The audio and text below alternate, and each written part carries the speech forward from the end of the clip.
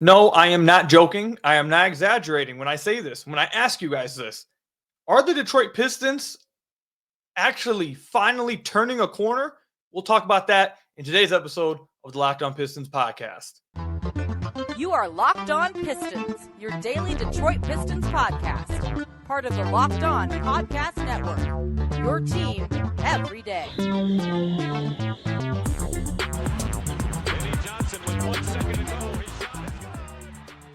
What's the deal? Welcome back to another episode of the Locked On Pistons podcast. Per usual, I am your host, Kuka Hill. You can find me over on Twitter at Kuka Hill. I want to thank you guys for making Locked On Pistons your first listen of every single day. We're free and available on all your podcast platforms. If you haven't already, head to the YouTube channel at Locked On Pistons.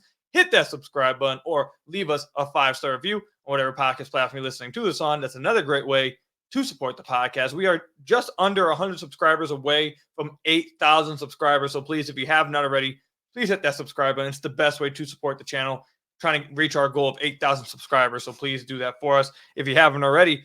We'll talk about the starting lineup that the Detroit Pistons have been using the last few games. Will they keep that starting lineup even when Ausar Thompson returns from his sickness? We'll talk about that. And we'll also break down how Cade has looked like a legit star for the Detroit Pistons for the vast majority of this season.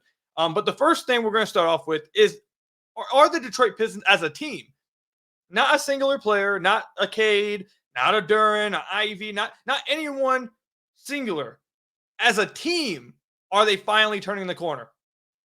And look, I understand for a team that has won, for a team that's battling to not be the worst team in the NBA, for a team that is battling, or at one point was trying to not break their record for the most losses in a row. Understanding all of that, it is possible that the Detroit Pistons are turning a corner right now. Omari Sankofa of the Detroit Free Press wrote an article about how the Detroit Pistons, for more than a month now, have had a 31 win pace and were 15th in defensive rating over that span. Over the last 16 games, they're 6-10.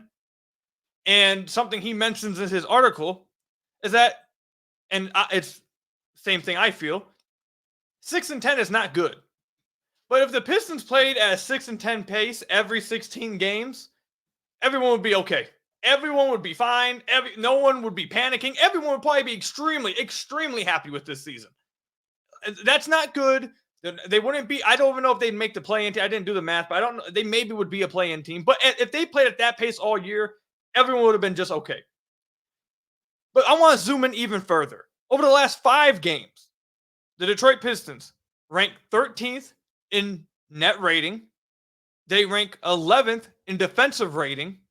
And they're 20th in offensive rating. We'll talk about the offensive rating, defensive rating, what goes into each, and what I think is causing the defense to be so good and why the offense still seems to be lagging behind a little bit, even though that's better than what it was before the year. So either way, both those, they're better on both ends. One end, they're borderline top 10. The other one, they're still bottom, but they're better than what they were before. So I want to start off with the defense.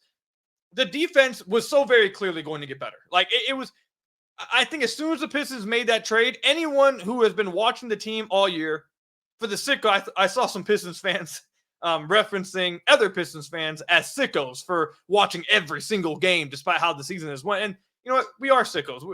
We're basketball junkies. Okay, everyone here who is watching this team every single day, every single game, it's because you love basketball. And you know, maybe we are sickos. But as soon as they made those trades for Fontecchio, for Quinn Grimes, getting, and not even just adding those guys, but offloading the guys they got rid of in a Bojan Bogdanovic, in an Alec Burks, in a Monte Morris, like getting rid of those players, even an Isaiah Livers, even a Marvin Bagley, heck, even a Killian Hayes, who I thought was fine defensively, but just getting rid of those players, that was probably the biggest deal about it, because Bojan, something we talked about on this podcast for the last year and a half, the Detroit Pistons probably had the worst wing defensive rotation in the entire NBA for the better part of the last year and a half, 2 years. With Sadiq before he was moved, then with Bojan, with Burks, like their wing rotation defensively was atrocious.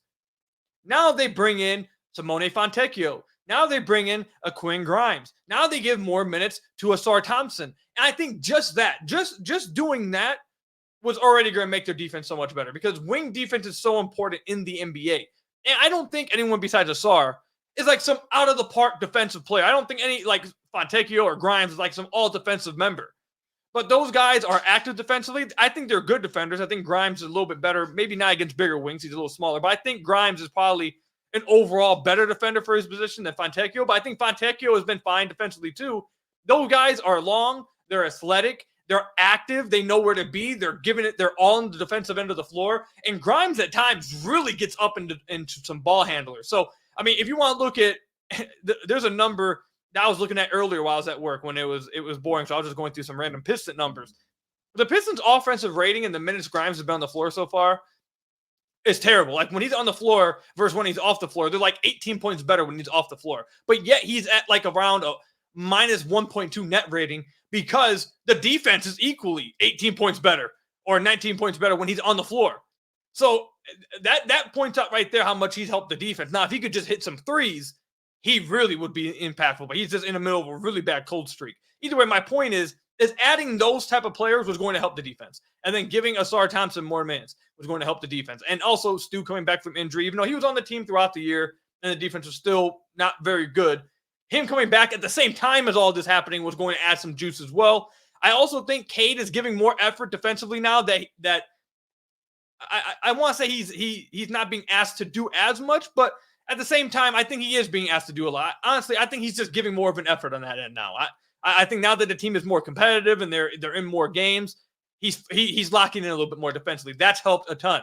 I still think Jalen Duren has been struggling pretty badly defensively still. But you can even with Duren struggling how he is defensively, when you have wings in front of him that aren't just like traffic cones, like it doesn't expose how badly he's been defensively as much. And you can get away with it, especially when he's off the floor, especially when you have minutes at Stu at the 5.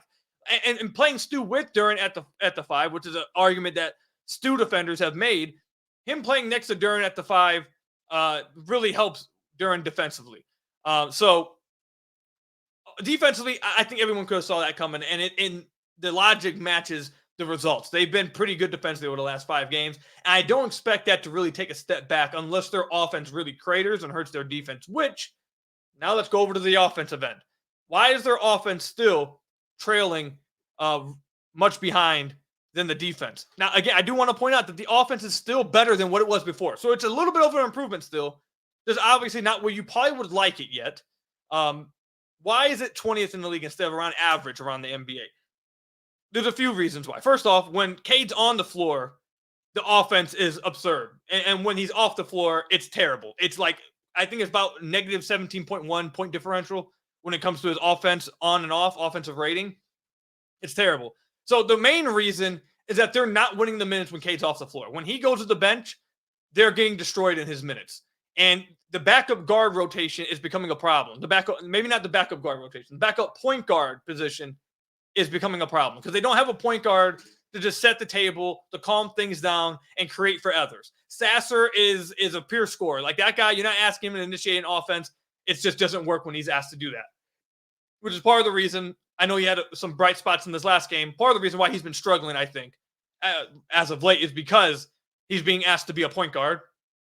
And then also, Jane Ivey not only, I think, is struggling shooting, I think he's also struggling to serve that backup point guard role. I don't think he's been as good. Like everyone wants them to be staggered, him and Cade. And look, I still want them to be staggered. I'm not saying go away from it at all. I still would like them on the floor at all times of the game. Ivy just hasn't been as good in that spot as everyone maybe anticipated him to be. And that has to do with the fact he's struggling shooting wise, but I also think he's struggling decision-making wise. I think he's also struggling. Last year, at the end of the year, he was really doing a good job at controlling his speeds and changing pace. I don't think he's doing a good job of that right now. I think he's just overall struggling right now. Over the last month or so, I think Ivy's just been really struggling. And I think that's really hurting the offense in that point. I think he's had like a few games where he's went off, like I think like 3 games ago, he hit like 4 threes. Like that but overall, he just has not been the Jane Ivey that everyone wants him to be the last month. And I think that's hurting the offense. The other thing that I think is impacting the offense is how do I mean, it's kind of, it's basically the same thing as what I said at first, but I guess I take this into a coaching direction. their insistence on playing 5-man bench lineups like that right there, when they do that, now they haven't done it as much lately, but during that stretch I talked about, they have done it, and those minutes have absolutely killed. So when their starters are together and Cade's on the floor, the offense is fine.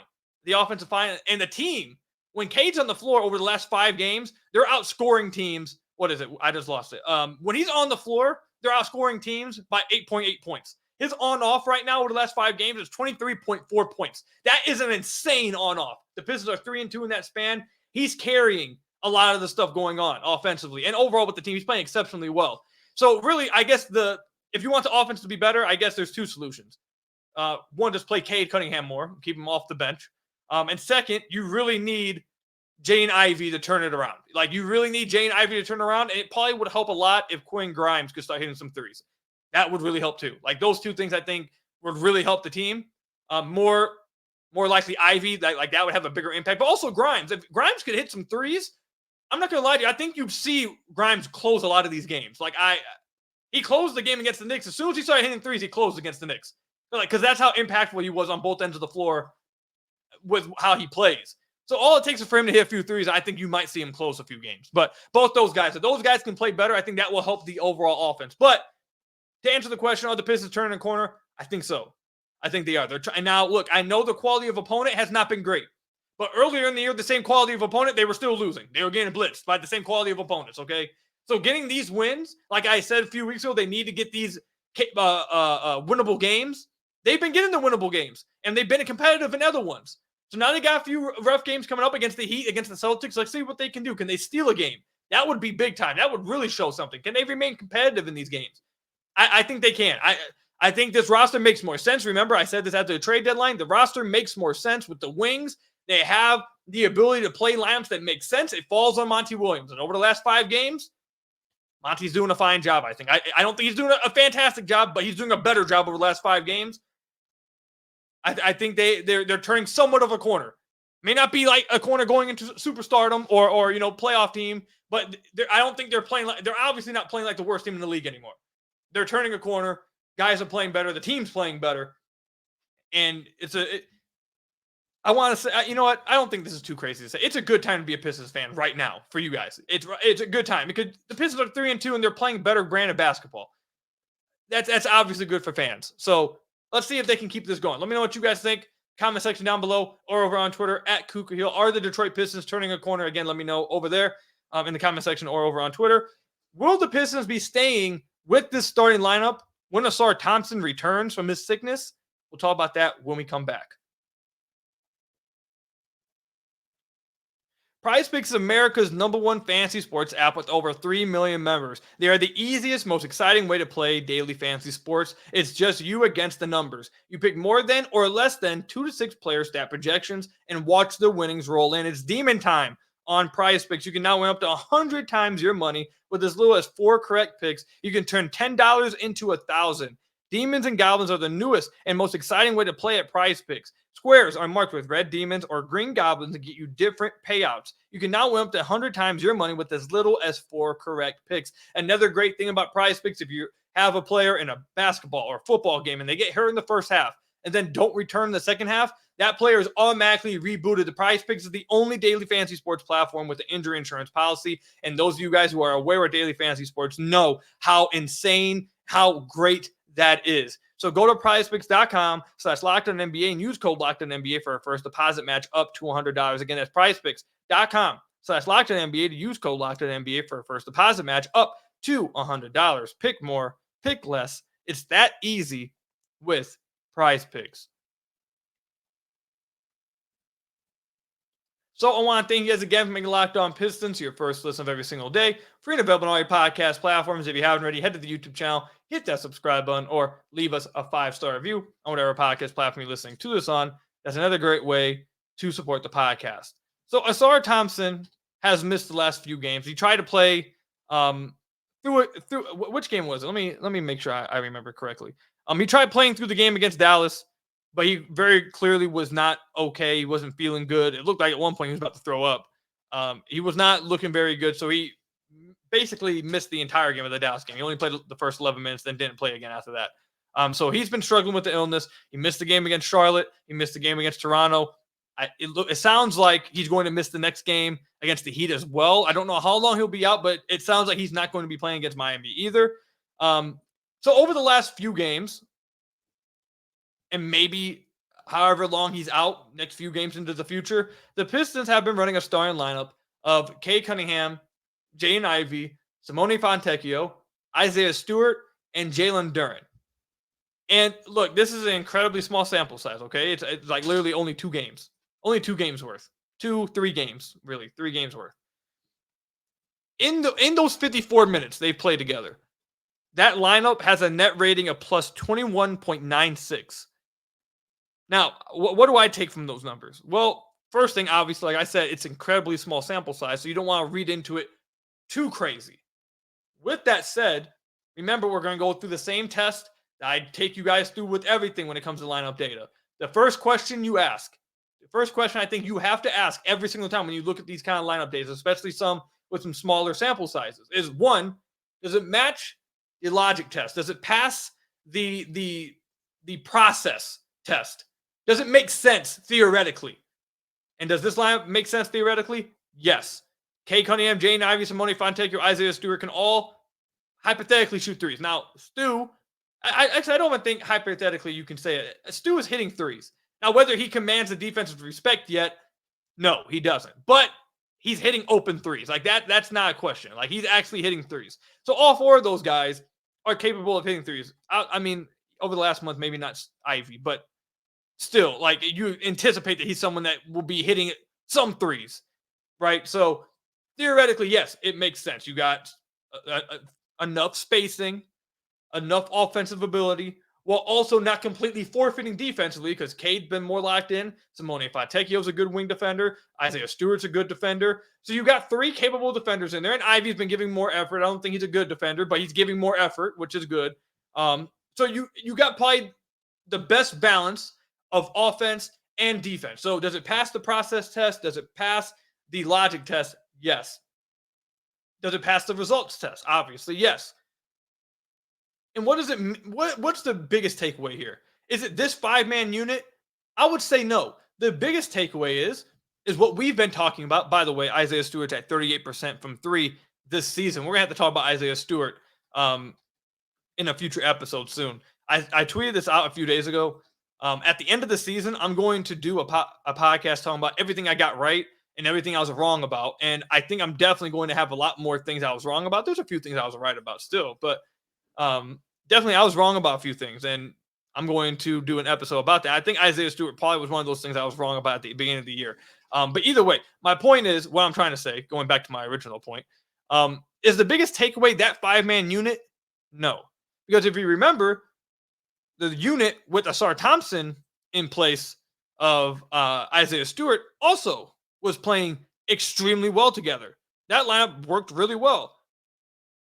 And, excuse me, I went to try to get this lineup data and I accidentally clicked Jared Roden's name. So I was like, whoa, what's going on? Why is there no minutes of this lineup? But anyways, that lineup of Asar, Duren, Simone Fontecchio, Cade Cunningham, and Jaden Ivey also worked playing extremely well together. And what's the difference? Well, actually, let's not say what's the difference. What's the similarities here? They both just passed the logic test. You have enough spacing. You have defense as well. You're not going all in on defense. You're not going all in on offense. You got a balance of both things. Their minutes, they played 113 minutes together. They were plus 3.90. So both lineups worked. The main takeaway is just don't play. Playing Asar, Stu, and Duren together is a death trap. Like that right there, again, that is what it makes sense logic-wise that, hey, that probably isn't going to be enough spacing. That's probably going to hurt the offense, which will then in turn hurt the defense. Like, it makes sense like that. We've seen it do that exact thing play out. We've watched it play out on the screen at the games. That 3-man lineup, minus 9.02. They have an offensive rating of 107.01. Obviously, by far and away the worst offense in the league with that 3-man lineup. If you add Cade Cunningham and you add Jaden Ivey, which is what the starting lineup was they were trying to put together before Asar Thompson got hurt, or not hurt, he got sick. They were that lineup of Asar, Duren, Stu, Cade, and Ivy, they were a minus 9.12 net rating. So their starters were losing their minutes. They were not winning their minutes, which was contributing to a lot of the losses still after the trade deadline. Now, all of a sudden, you shake it up. You start playing Simone a lot more with them. Remember, Monty Williams started talking about, I guess, Simone Fontecchio in there earlier probably for Isaiah Stewart. It's the same. That's what's causing it. That right there is the biggest takeaway. The fact that they are not forcing the trio of Stu, Ausar, and Duren to play together is leading to the Pistons playing really good basketball. That's what's leading to it. And that's why Cade's minutes, he's been dominating his minutes because he's not playing with that trio all the time. So, again, at first I was strongly, and honestly, I probably am still strongly in the camp of you have to start Ausar. He is a higher priority. When he started, he's played much better than when he's come off the bench. You need him in that starting line for his defense. And again, he's just a higher priority. He is one of the core 4 guys. Heck, some people might be saying he's a top 2 guy. Now, I'm not just talking about fans when I say that. So if that's the case, you need to be prioritizing him. So I would start Ausar and bench Stu. But at this point, again, if you want to bench Ausar and then just start Stu, then so be it. Because at the end of the day, 1, the top priority is Cade Cunningham out of all the players. And 2, the second priority is winning games. The team itself. And the team itself plays better without all 3 of them on the floor together. So while I believe you should be starting Ausar for the reasons I listed, if Ausar comes back and you decide to bring him off the bench and keep Stu in the starting lineup, I would disagree with that decision. But the overall decision, I would say, I'd be okay with. Like, if choosing Stu over Ausar, that's why I would disagree with. Choosing to bench one of them, I would not disagree with that. Like, at the end of the day, I'd be like, okay, whatever. It is what it is. You're going to have a better brand of basketball on the floor. So I think that it's a high possibility they keep the starting lineup when Ausar comes back. But again, I think they should. When he comes back healthy, I think Stu should go to the bench and Ausar should start. But honestly, now that I'm even thinking about it harder, I don't see that happening either because James Wiseman over the last 3 games has been playing pretty well. And the whole logic behind putting Stu to the bench would be to play him at the back of 5 so you don't have to play Wiseman. They probably want to play Wiseman now. So, yeah, they're probably not going to do that. So, I guess, yeah, they're probably going to keep the starting lineup. The one concern with it is, are they going to utilize Ausar still? That's the concern to me. Because when he was starting the last few games before he got hurt, he was playing a lot of minutes. Ausar Thompson, that is. He was playing heavy minutes. And I'm worried that if he goes back to the bench, you'll start to see him go back to, like, under 20 minutes played again. Like, before his sickness, these were his minutes played. 35 minutes, 34 minutes, 36 minutes, 33 minutes, 35 minutes, 43 minutes. Like that's how much he was playing as of late. So that's just a concern for me. But like I said, at the end of the day, it would still be a successful process to do to not play all 3 of them together and keep Simone in the starting lineup. So let me know what you guys think. Should they keep this starting lineup? Should they swap Stu and Ausar when Ausar comes back? Or are you in the minority and disagree with me and you just want to start Ausar, Stu, and Duren together still and bench Simone? Let me know all that. Comment section down below or over on Twitter at Kuka Hill. Real quickly when we come back, I don't think it seems like a lot of people outside Detroit and even some people inside Detroit, I'd say, aren't realizing how well Cade Cunningham has played since Game 12 of the season. Cade Cunningham has been a legit star for the Detroit Pistons since Game 12 and a borderline All-NBA player since the All-Star break. I'm going to tell you guys why when we come back.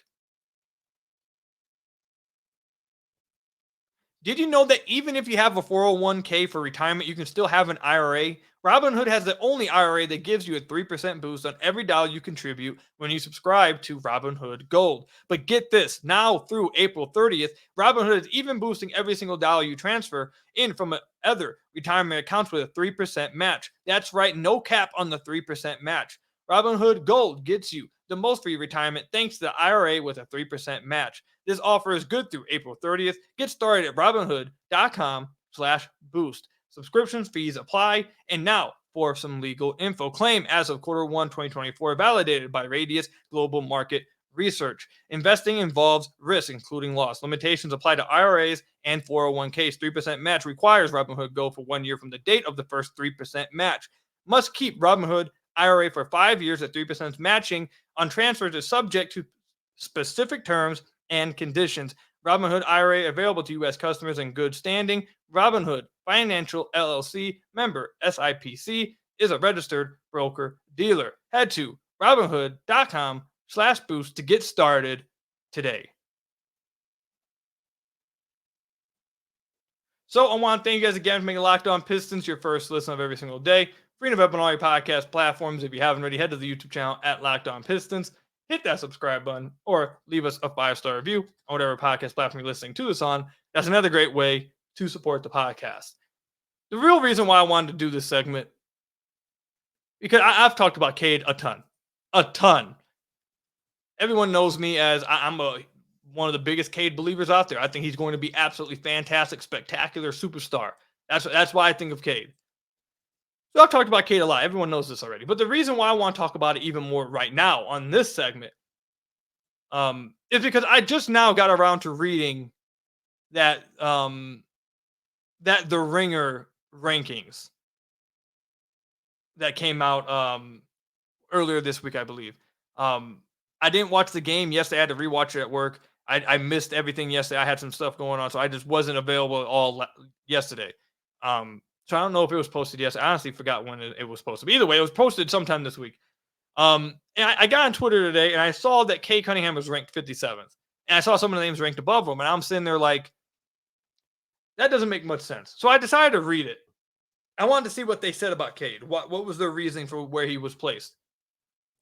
And this sentence right here is what really got me to want to talk about this.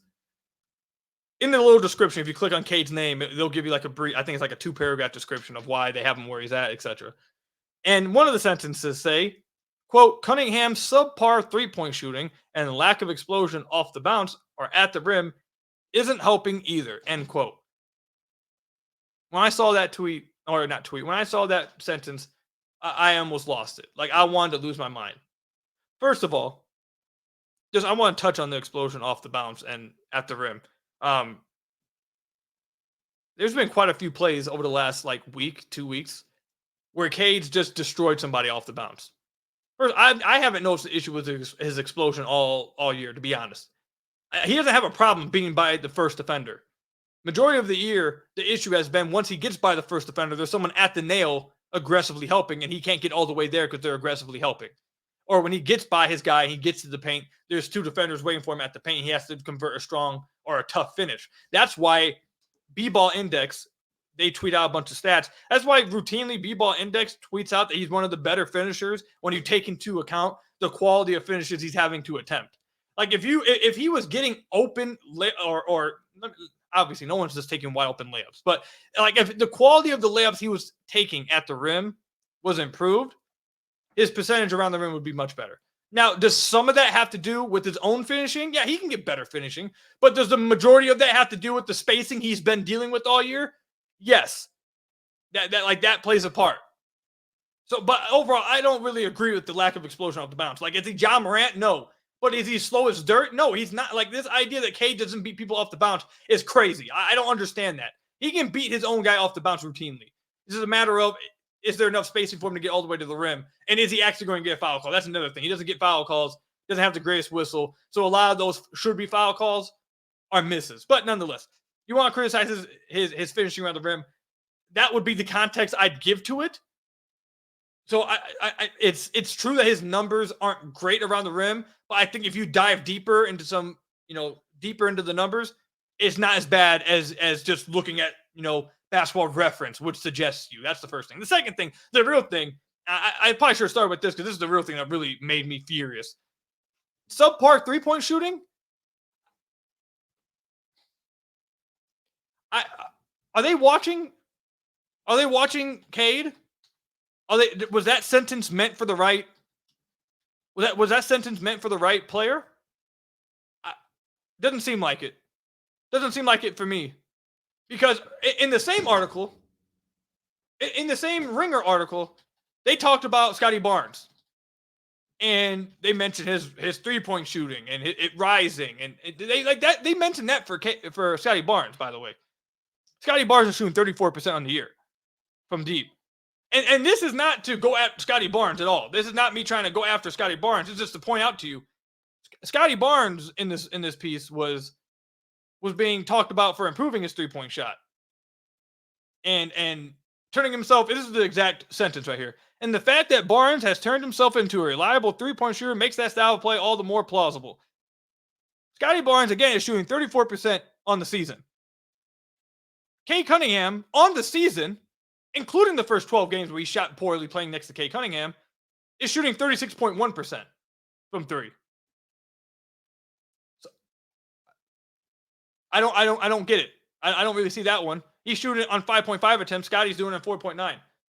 And again, this isn't. I'm not trying to go at Scotty. This is going at the reasoning of the Ringer's piece.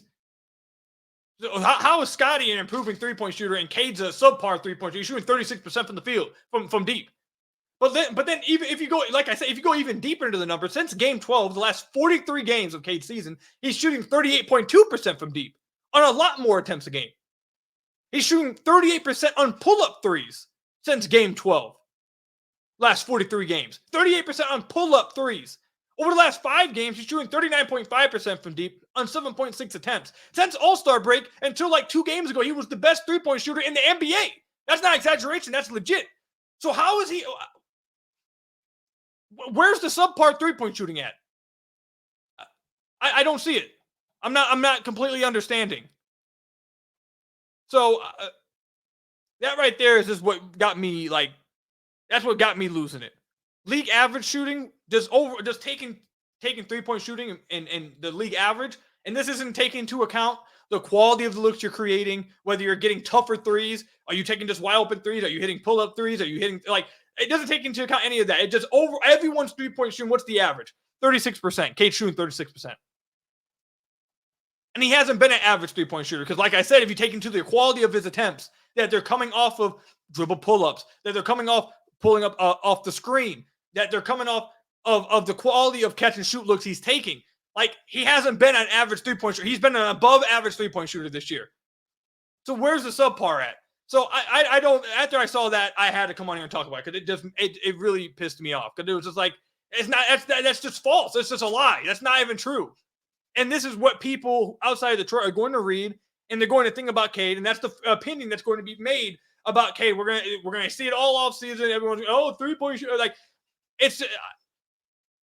This is the worst part, and this is why I feel bad for Cade somewhat, and Pistons fans as well. I feel bad for Pistons fans. Is that when you have a team this bad, this is the kind of stuff that happens to like your best player. False narratives and false stats and just false opinions start getting made. False facts, whatever you want to call it, start to get made about your best player.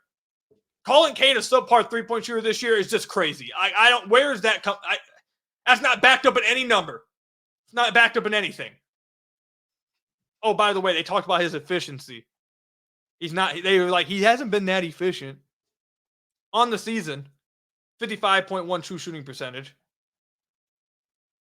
And then over the last...